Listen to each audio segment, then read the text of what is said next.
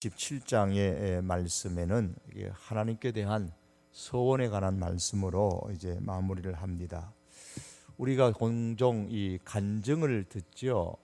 간증을 들을 때에 어떤 죽음에 직면한 어려움을 겪었을 때에 하나님께 서원 기도를 하는 분들이 많이 계세요.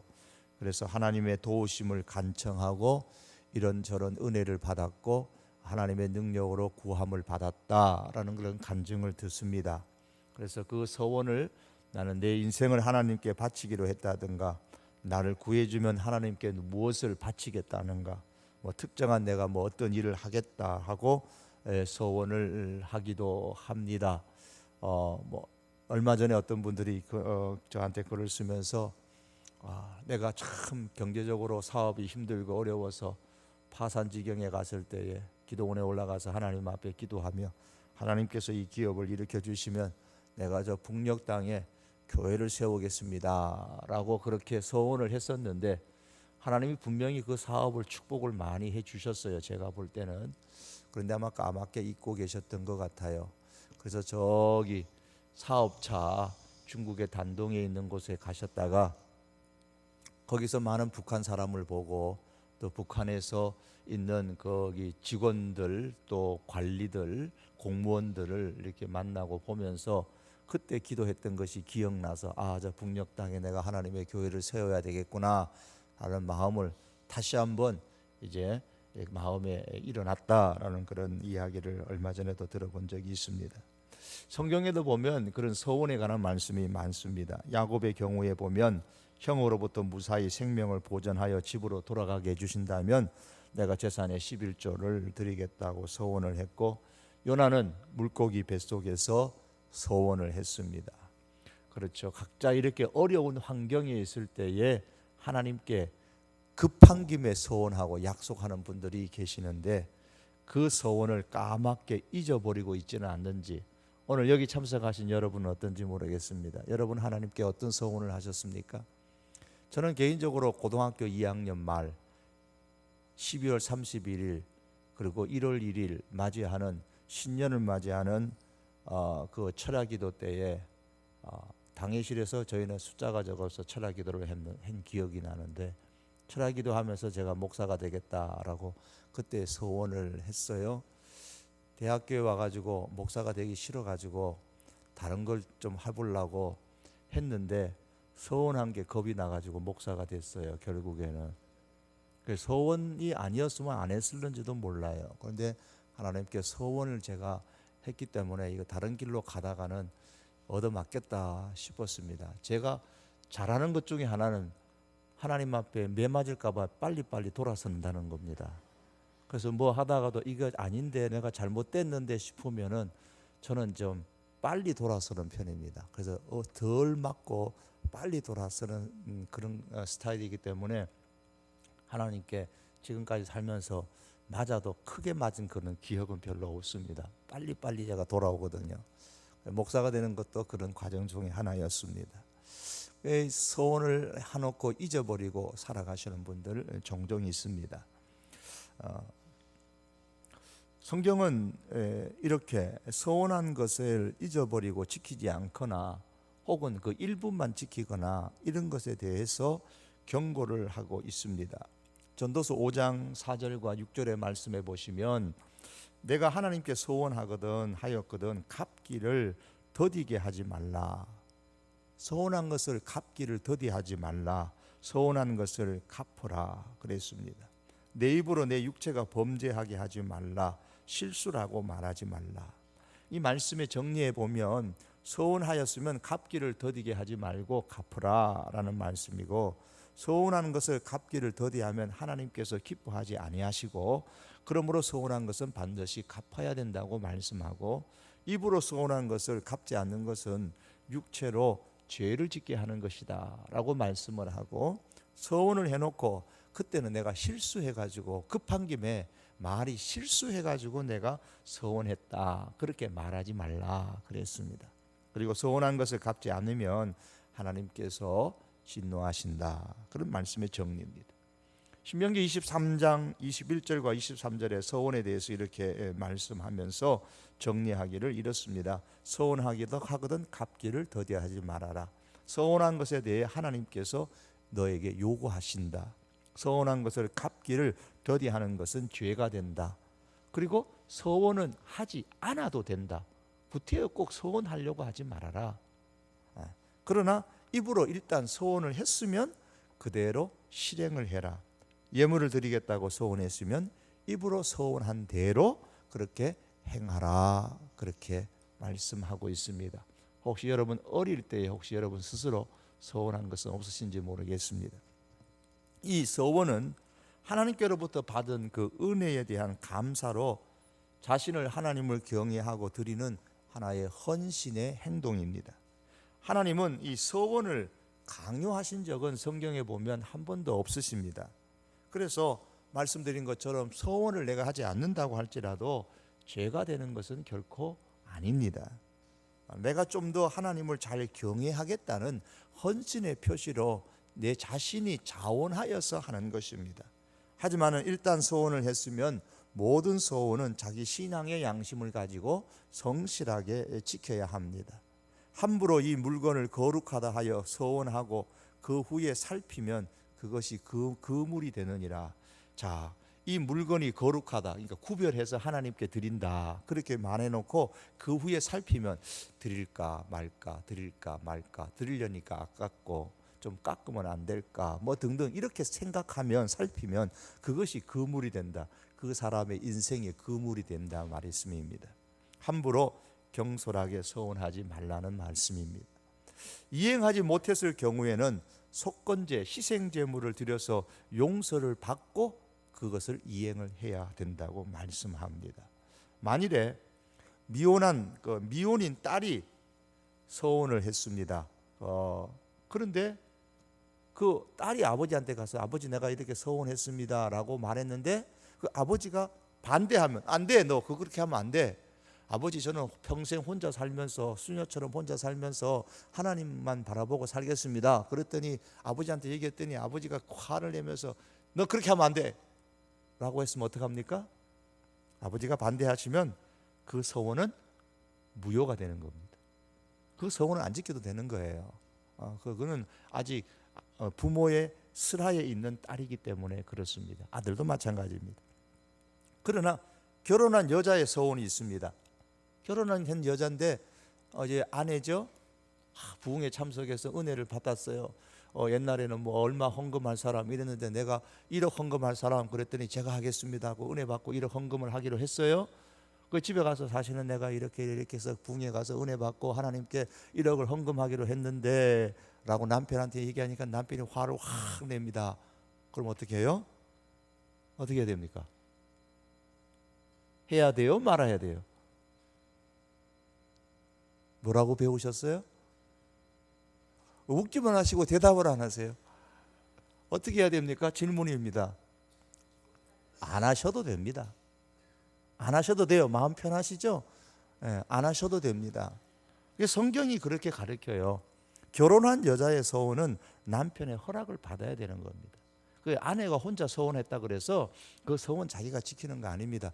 남편이 그래 그렇게 합시다라고 남편이 동의가 돼야 같이 하는 겁니다.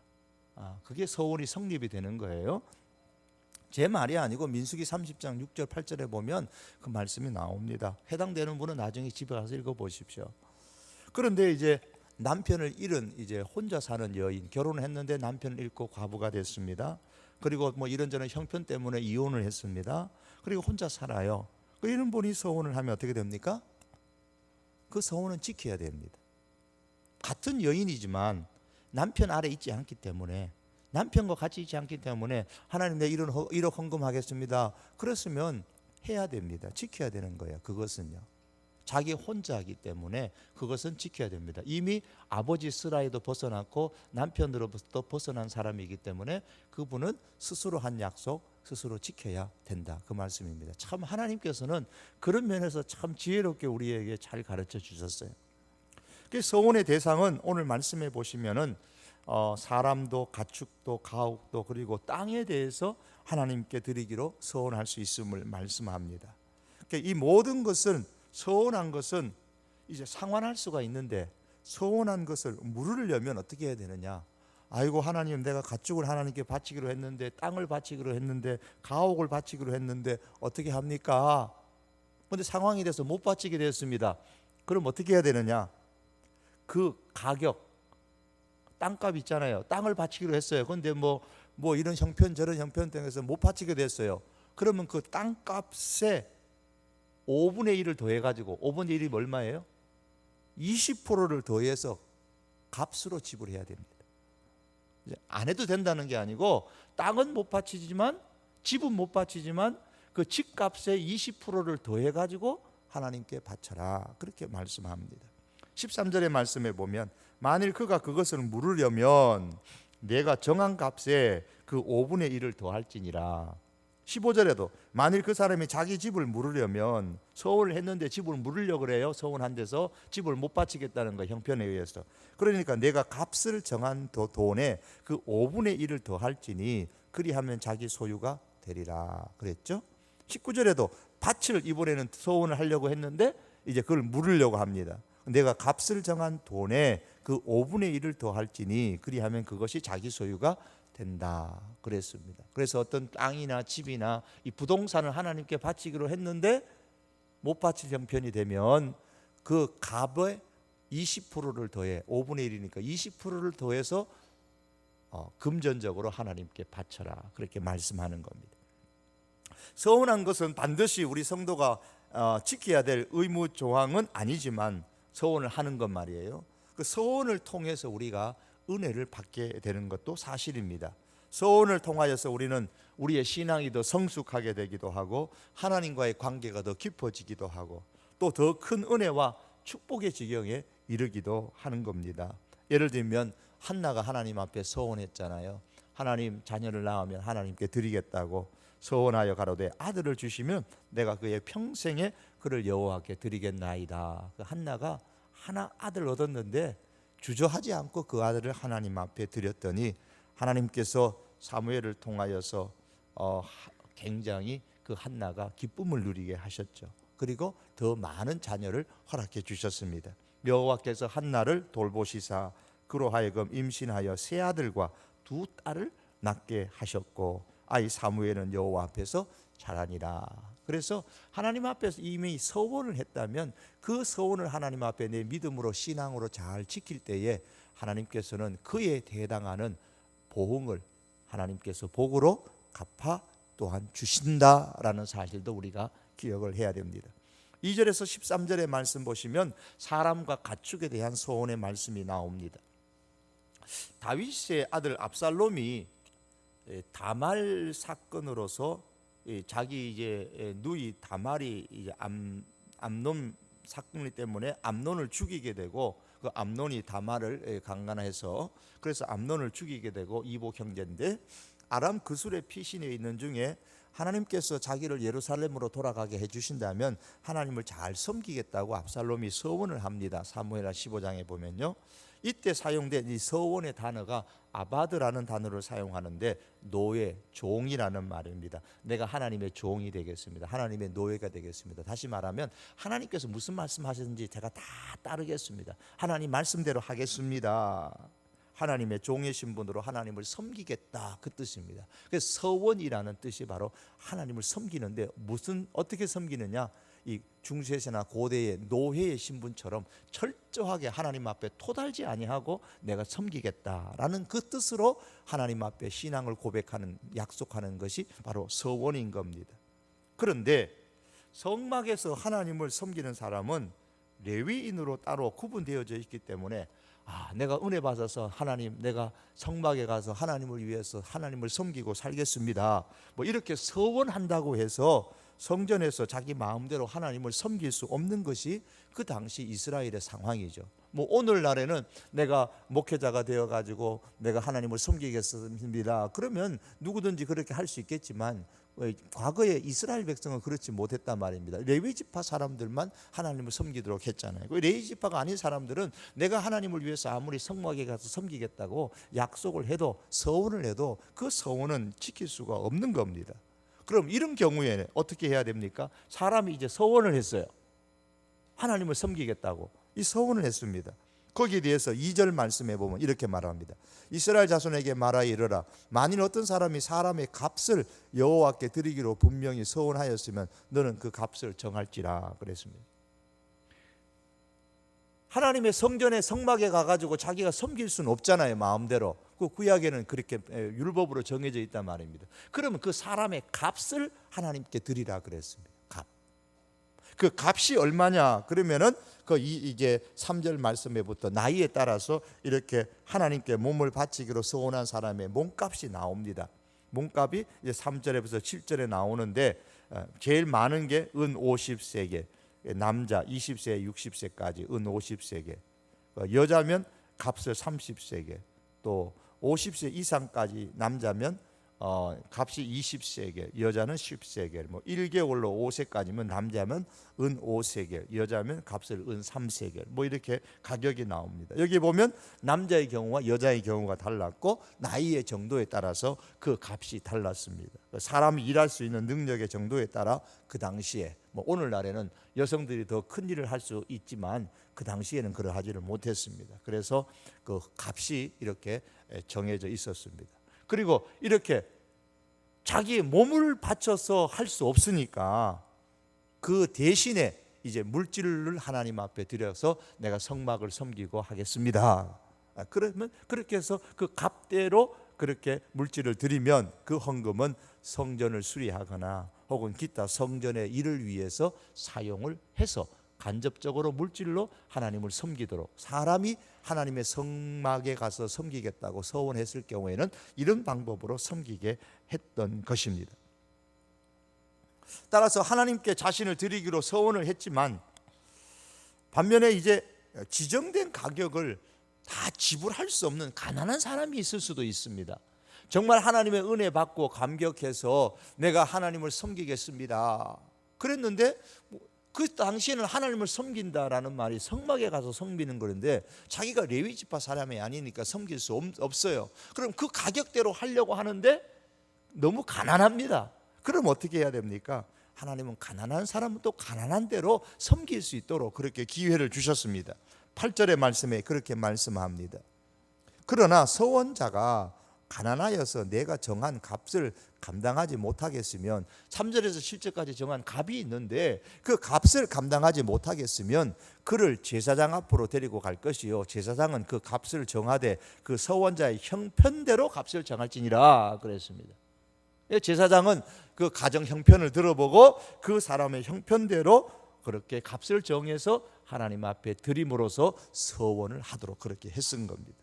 그래서 하나님의 은혜에 감격해서 그 다음에 이제 가축을 내가 바치겠다고 서원을 합니다. 9절의 말씀에 보시면 사람이 서원하는 예물로 여호와께 드리는 것이 가축이면 여호와께 드릴 때는 다 거룩하니, 거룩하다는 말은 구별되었으니 하나님 것으로 이미 구별되어졌다 그 말입니다. 거룩하니라는 말씀이요. 이제 가축을 이제 뭐 소든지 양이든지 뭐 염소든지 이런 것을 드리는 거죠. 그러면 구별해서 하나님께 가축을 드려야 됩니다. 그 서원한 가축을 드려야 되는 겁니다. 그런데 그 서원한 가축을 드리려고 하니까 그 가축이 너무 비싸요. 건강하고 뭐 새끼도 잘 놓고 뭐 그런 가축입니다. 그래서 이왕이면 같은 가축이면 좀 못한 것 좀 드리면 바꿔서 드리면 안 될까? 바꿔서 드리고 싶은 마음도 생길 수 있겠죠. 시간이 조금 지나면은. 그러면 뭐라고 하나님 말씀하시냐면 그 자기 마음대로 바꿀 수가 없다 그랬습니다. 처음에 서원한 가축과 나중에 가격이 떨어지는 것으로 서원한 가축을 바꾸면은 둘 다 거룩히 구별했으니까 하나님께 둘 다 바치라 그랬습니다. 자기가 자기 이득 좀 보려고 하다가 경제적으로는 자기가 더 손해죠. A라는 가축을 바치기로 했는데 비슷한 B라는 가축을 바쳤단 말입니다. 똑같은 소는 소지만 가격이 떨어지는 B라는 가축을 바치면 하나님 뭐라고 말씀하시냐? A, B 다 바쳐라 그랬습니다. 다 바쳐야 된다 그렇게 말씀합니다. 우리가 뭐 가축이 아니라 헌금을 드릴 때도 그렇잖아요. 하나님 앞에 헌금을 내가 1,000만 원 드리겠습니다 소원을 했는데 조금 시간이니까 이건 너무 아깝다는 생각이 듭니다. 이건 너무 두툼해서 헌금 봉투에 안 들어가. 그러니까 현금 봉투에 들어갈 만큼만 내가 좀 해야 되겠어요. 그래서 한 500만 원 깎아가지고 500만 원만 딱 드리겠다고 서원하는 경우는 어떻게 해야 됩니까? 이 말씀을 그대로 정원하면 얼마나 드려야 돼요? 1,500만 원을 드려야 된다 그 말입니다. 무슨 말씀인지 이해가 되십니까? 예, 하나님께서 한번 서원한 것은 그렇게 깎으면 안 된다고, 바꾸면 안 된다고 말씀하셨습니다. 정결한 가축만이 아니라 이번에는 부정한 가축을 바칠 수도 있잖아요. 이 구약 시대에는 뭐 굽이 갈라졌거나 이렇게 이런 하나님이 바치지 하나님께 드려서는 안 되는 가축도 있단 말입니다. 부정한 가축. 그런데 그 부정한 가축을 하나님께 바치겠다고 약속했으면, 서원을 했으면 어떻게 해야 됩니까? 뭐 돼지를 바치기로 했다 예를 들면, 그러면 돼지는 부정한 것을 하나님 앞에 바칠 수가 없습니다. 그 하나님께 제사 드릴 수 있는 제물이 못 되는 거죠. 이럴 경우에는 서원해서 드린 그 부정한 가축을 팔아가지고, 그 돼지를 팔아가지고 그 값을 제사장에게 가져가서 제사장들의 필요에 따라 사용할 수 있도록 그렇게 하라, 그렇게 말씀합니다. 만약 부정한 가축을 서원한 사람이 후에 역시 마음이 바뀌어서 원치 아니하면 제사장이 매긴 가격의 5분의 1을 역시 추가해가지고 20%를 더 추가해서 그렇게 물을 수가 있다, 그렇게 말씀을 하고 있습니다. 이 가축을 하나님께 드리겠다고 서원했을 경우가 그러합니다. 또한 집이나 밭이나 이제 뭐 땅 같은 것을 하나님 앞에 드리겠다고 서원했을 경우입니다. 성도들 가운데 하나님의 은혜가 너무 감사해서 자기 집이나 논밭을 하나님께 헌물하는 경우가 있죠. 뭐 저 같은 경우에도 보니까 그런 경우도 있고, 뭐 우리 집안에도 보니까 그러신 분들도 계시고, 돌아가실 때 뭐 땅 몇 평, 몇천 평, 뭐 이게 몇만 평 하나님께 드리고 이렇게 가시는 분도 계시고, 뭐 그러셨어요. 또 어떤 교인도 그렇게 하시고, 뭐 저희 교인 가운데도 그렇게 땅을 그렇게 하나님 앞에 바치시고 그러셨죠. 헌물하는 경우가 있습니다. 그렇게 하겠다고 이제 서원하시는 분이 계시죠. 그러면 그 집, 하나님께 드리겠다고 했던 그 집은 아직까지는 안 드렸지만 서원을 했으면 이미 구별된 집입니다. 거룩한 집입니다. 밭이나 논이나 땅도 마찬가지입니다. 하나님 앞에 드리겠다고 서원했으면 그건 구별되어진 하나님의 것입니다. 그것은 하나님의 소유가 됐습니다. 그래서 제사장은 서원으로 드린 그 집을 원하는 대로 처분할 수가 있었습니다. 만일에 서원하여서 하나님께 집을 드려놓고 난 이후에 다시 서원한 사람이 그 집에 내가 살고 내가 계속 있었으면 좋겠다, 그럼 어떻게 해야 됩니까? 똑같습니다. 제사장이 정한 그 가치, 값에다가 5분의 1을 더해서 물질로 헌금하고 서원자가 다시 그 집을 자기 것으로 소유할 수가 있었던 것입니다. 만일 밭이나 논 같은 땅을 헌물로 하나님께 바치기로 서원했을 경우에는 어떻습니까? 희년이라는 제도가 있어가지고 모든 땅이 본래의 주인에게 돌려주어야 되기 때문에 제사장이 그 땅에 매긴 가격의 5분의 1을 더하여서 희년이 되기 전까지 땅값을 하나님께 바쳐야만 했습니다. 그러므로 땅의 가격은 무엇에 따라 달라집니까? 희년까지 얼마 남았는지, 희년까지 50년이 50년이니까 뭐 49년이 남았는지 혹은 1년이 남았는지 따라서 땅값이 달라지게 될 것입니다. 만일 서원자가 땅을 하나님께 바치기로 해놓고 희년 때까지 땅값을 하나님께 드리지 못했을 경우에는 어떻게 되냐면 그때 서원한 땅은 제사장의 기업이 되어서 희년이 되어도 되돌려주지 않도록 그렇게 했습니다. 그런데 서원자가 논이나 이 밭 등의 땅을 바치기로 서원해놓고 희년 때까지 사용하는 중에 서원한 땅이라는 것을 속이고 다른 사람에게 팔아버렸어요. 뭐 그런 경우도 생기지 않겠습니까? 내가 하나님 앞에 논을 바치겠다고 약속을 딱 서원을 했는데 뭐 누가 압니까? 마음이 바뀌어서 내가 그 땅을 딴 사람한테 팔아버렸습니다. 그 팔아버리면 산 사람은 그걸 모르고 샀잖아요. 이럴 때는 그 땅은 성소에, 즉 성막에 기록되어져서 영원히 제사장의 기업이 되도록 해야 됐습니다. 20절에서 21절의 말씀이 그 내용입니다. 만일 그가 그 밭을 무르지 아니하려거나 타인에게 팔았으면 다시는 무르지 못하고 희년이 되어서 그 밭에 돌아오게 될 때는 여호와께서 바친 무엇이 되냐? 성물이 된다. 희년이 되면 성물이 되어져서 영원히 드린 땅과 같이 제사장의 기업으로 그렇게 기속되어졌습니다. 그런데 자기 소유가 아니고 자기 가족의 소유가 아닌 땅을 이제 샀습니다. 딴 사람으로부터 땅을 샀습니다. 그 산 땅을 내가 이제 하나님 앞에 헌물로 드리겠다고 서원하는 경우는 어떻게 되겠습니까? 땅을 샀으면 50년 되면 어떻게 돼야 됩니까? 그 본래 주인에게 다시 돌려주는 게 희년의 법입니다. 돌려줘야 되는데 땅을 사가지고 내가 하나님 앞에 바치겠다고 서원을 해버렸습니다. 그럼 어떻게 해야 되느냐? 그러면 50년 돼가지고 돌려줘야 되느냐 원래 주인에게, 아니면 하나님께 바치겠다고 서원했으니까 하나님께 드려야 되느냐, 이게 어떻게 행동해야 되느냐는 겁니다. 거기에 대해서 오늘 22절에서 24절에 말씀합니다. 만일 사람에게 샀고 자기 기업이 아닌 밭을 여호와께 성별하여 드렸으면, 즉 서원하여서 드렸으면 너는 값을 정하고 제사장은 그를 위하여 희년까지 계산하고 그는 내가 값을 정한 돈을 그날에 여호와께 드려 성물로 삼을지며, 그가 판 밭은 희년에 그 판 사람 곧 그 땅의 원주인에게 돌려줘라 그랬습니다. 그러니까 남의 땅을 사서 하나님 앞에 서원을 했으면 그 땅값을 계산해 가지고 하나님 앞에 드리고, 그리고 그 땅이 50년 신년이 되면 본래 주인에게 돌려주도록 그렇게 했습니다. 자, 이렇게 서원은 아주 다양한 그 환경에 따라 하나님 앞에 할 수 있도록 구체적으로 서원에 대한 말씀을 주십니다. 또한 서원에 대한 다양한 구례가 26절에서 33절의 말씀에 나옵니다. 여기에 말씀에는 초태생, 즉 처음 난 가축에 관한 서원에 관해서 말씀하고 있습니다. 가축 중에서 초태생은 처음 태어난 것은 처음부터 하나님의 것으로 구별되었습니다. 출애굽기 13장 2절 6월절에서 하나님께서 초태생은 하나님이 다 살려주셨거든요. 이스라엘의 그 모든 초태생은 다 살려줬고 애굽의 모든 초태생은 사람으로부터 가축에까지 다 죽였습니다. 그러니까 하나님의 은혜로 산 것이에요. 그러니 그것은 다 하나님의 것이라고 말씀을 합니다. 그래서 초태생은 이미 하나님의 것이기 때문에 선물로 하나님께 드릴 수가 없어요. 자, 가축이 태어났는데 그 가축에 처음 태어난 것을 내가 하나님 앞에 드리겠습니다 서원을 합니다. 서원이 안 됩니다. 그거는. 왜냐하면 이미 하나님의 것인데, 하나님께 드리겠다고 서원하는 게 그게 우습잖아요. 그래서 다시 서원물로 하나님께 구별한다는 것은 있을 수 없기 때문에 초태생은 이미 하나님의 것이므로 초태생을 가지고 서원하지 말아라 그랬습니다. 우리가 11조를 드리는데 하나님 내가 11조를 서원해서 하나님 앞에 드리겠습니다, 그건 요즘으로 말하면 안 되는 거예요. 왜요? 그건 이미 하나님의 것인데 그걸 뭘 또 하나님 앞에 구별해서 드리겠다고 서원을 합니까? 그거는 서원이 안 되는 거란 말입니다. 부정한 가축의 초태생도 역시 하나님의 것입니다.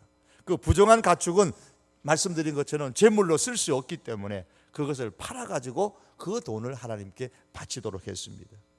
서원 중에는 아주 그러면 무르지 못하고 완전히 바쳐야 되는 것도 있습니다. 무를 수가 없습니다. 28절에 29절의 말씀해 보시면 무를 수 없는 것이 있습니다. 그게 뭐냐면 전쟁에서 얻은 노획물 중에서 하나님께서 반드시 죽이라고 명한 것이 있습니다. 사울왕이 아말렉과의 전쟁을 했는데 하나님께서 전쟁에서 승리한 후에 아말렉의 모든 소유를 남기지 말라고 진멸하라 그러셨습니다. 그때 사울왕과 백성이 말합니다. 사울과 백성이 그 양과 소의 가장 좋은 것 또는 기름진 것과 어린 양과 모든 좋은 것은 남기고 진멸하기를 즐겨하지 아니하였다. 가치 없고 낮은 것은 진멸하였다. 그렇게 말씀했습니다. 후에 사울이 사무엘을 만났을 때에 내가 여호와의 명령을 행했습니다 라고 보고를 합니다. 이때 사무엘이 말합니다. 그러면 내 귀에 들리는 저 양의 소리와 소의 소리는 어찌 된 것입니까? 라고 묻습니다. 그때 사울 왕이 변명하죠. 좋은 것을 남겨두어서 없애는 것보다는 하나님께 드리는 게 더 낫겠습니까? 그때 사무엘이 말했던 유명한 말이 있죠. 순종이 제사보다 낫고 듣는 것이 수양의 기름보다 낫다. 그렇게 말씀을 하셨습니다. 그러면서 하나님이 아주 무서운 말씀을 합니다. 이렇게 서원한 것을 하나님이 말씀하셨는데 순종하지 않았기 때문에 이것은 우상에게 절하는 죄와 같다. 우상에게 절하는 죄와 같다. 왕이 여호와의 말씀을 버렸기 때문에 여호와께서도 왕을 버려서 왕이 되지 못하게 하셨나이다 라는 이 엄청난 말을 사울이 듣게 됩니다. 이제 마지막의 말씀으로서 소원을 말씀하면서 이제 마지막 오늘 말씀에 나오는 11조에 관한 말씀이 이제 30절에서 33절의 말씀까지 나옵니다. 소산물의 11조를 하나님 앞에 성물로 구별해서 드립니다. 이것도 마찬가지입니다. 11조로 드려진 가축을 자신이 소유하려면 값으로 5분의 1을 더해서 그렇게 헌물을 하지 않고 헌금으로 하도록 했습니다. 소나 양의 11조도 역시 마찬가지입니다. 자, 이 말씀들을 레위기 이제 27장 마지막 말씀인데, 이 말씀은 이제 결론을 우리에게 내립니다. 34절에 보면 이상은 34절의 말씀입니다. 제일 마지막에 이상은 여호와께서 시내산에서 이스라엘 자손을 위하여 모세에게 명령하신 계명이니라. 시내산 아래에서 한 겁니다. 출애굽기 19장 1절에 보면 이스라엘 자손이 애굽 땅을 떠난 지 3개월이 되던 날 그들이 시내 광야에 이르니라 그랬습니다. 그리고 애굽에서 나온 지 3개월 만에 시내산에 왔습니다. 그리고 애굽을 출발을 해서 3개월 만에 왔고 그 애굽 땅에 머물면서 시내산에 머물면서 약 1년 가까이 거기서 하나님의 말씀을 받았습니다. 그 시내산 아래서 큰 사건이 3가지가 있었는데 그 중에 하나가 율법을 받는 것입니다. 그게 34절의 말씀이에요. 그 율법 받은 말씀을 기록한 구체적인 내용들이 바로 이 레위기의 말씀입니다. 그래서 레위기의 말씀은 하나님의 율법에 관한 상세한 내용들을 설명을 하고 있는 내용들입니다.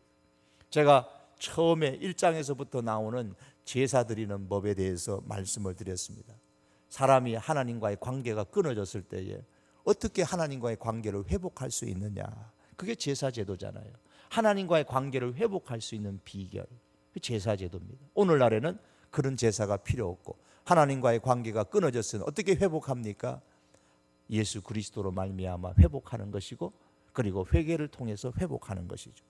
그리고 제사를 드리는 제사장의 위임에 관해서 말씀을 하고, 제사장이 갖추어야 될 내용들에 대해서 말씀하고, 또한 하나님의 선택된 백성은 어떤 성품을 가지고 살아야 할 것인가, 그것을 정결한 음식, 그리고 부정한 음식, 정결한 가축, 부정한 가축, 이런 것들로 통해서 하나님의 백성의 성품에 관해서 말씀을 하고 있습니다. 그리고 그 다음에 마지막에 나오는 내용 중에 하나가 뒷부분에 가면 절기를 지키는 문제에 관해서 말씀을 합니다. 그 절기를 통해서 하나님과 좀 더 친밀한 관계를 맺어야 할 것을 말씀하고, 마지막으로 하나님께 서원한 것은 어떻게 해야 할 것인가, 서원한 것은 구별하여서 지키라고 말씀합니다. 하나님께서는 이러한 같은 율법이 없어도 되는 분입니다. 이 율법은 누구를 위한 것이냐? 하나님의 사람을 위해서 주신 겁니다.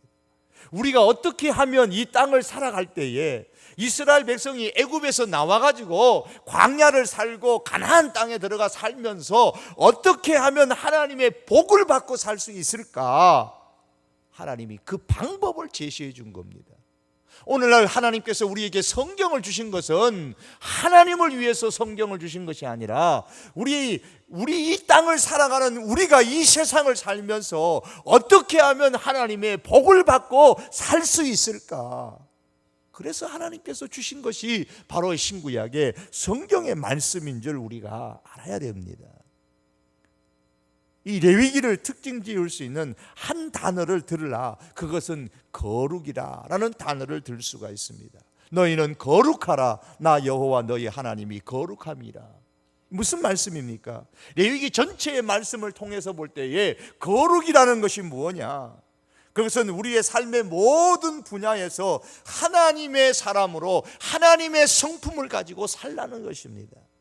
깨끗한 것과 부정한 것, 하나님 보시기에 깨끗한 삶을 살고 하나님 보시기에 부정한 것을 버리라는 겁니다. 그래야 하나님의 사람으로 이 땅을 살아가며 하나님의 복을 받을 수 있다는 겁니다. 그 사람이 똑똑하냐 똑똑하지 않느냐, 좋은 대학을 나왔느냐 안 좋은 대학을 나왔느냐, 아니 대학을 나왔느냐 못 나왔느냐, 부모가 뛰어난 부모 밑에 태어났느냐 안 태어났느냐, 그런 것으로 가지고 하나님의 복을 받는 것이 아니라 하나님의 사람으로 하나님의 성품을 가지고 이 땅을 어떻게 사느냐, 거기에 따라서 하나님의 복을 받느냐 못 받느냐 그게 달렸다는 겁니다. 그리고 하나님의 사람이 되었으면 하나님을 섬기는 일에 전적으로 헌신하며 살라는 겁니다. 이게 바로 거룩이라는 말씀입니다. 그리고 레위기 마지막 장인 27장은 이렇게 거룩을 지키라고 말씀을 하고 있습니다. 거룩하겠다고 서원했으면 이 거룩을 지키라 그랬습니다. 우리에게 속한 것으로 하나님의 은혜에 감격해서 하나님께 드리기로 서원하였을 때에 그때 그 서원한 것을 지킴으로써 성도다운 거룩의 삶을 살라고 말씀하고 있습니다. 하나님의 것을 하나님께 드림에 있어서 조금도 소홀하지 아니하는 그 헌신의 모습을 보임으로써 거룩을 모든 생활의 영역과 물질의 영역 속에서 하나님께 나타내라고 말씀하고 있습니다. 말씀을 맺겠습니다. 사랑하는 성도 여러분, 오늘 레위기서 말씀을 우리에게 결론을 내립니다. 거룩하게 사십시다. 뭐 어떻게 살라는 말씀이 아닙니다. 하나님의 사람답게 하나님께서 우리에게 복을 주시기 위해서 이 말씀을 주셨으니 우리가 이 하나님의 말씀 따라서 하나님의 성품을 닮아가며 하나님을 섬기는 일에 우리가 헌신하며 그렇게 거룩한 삶을 살고 그렇게 거룩하게 살기로 하나님 앞에 내가 서원을 하였다면 변개치 아니하고 그 서원을 하나님 앞에 지키며 하나님의 복을 누릴 수 있는 우리 성도의 모든 믿음의 식구들이 될 수 있기를 주님의 이름으로 축복합니다. 우리 한번 기도를 이 시간 하겠습니다. 기도하시기 전에 우리 한번 찬송 우리 한 장 하시겠습니다. 300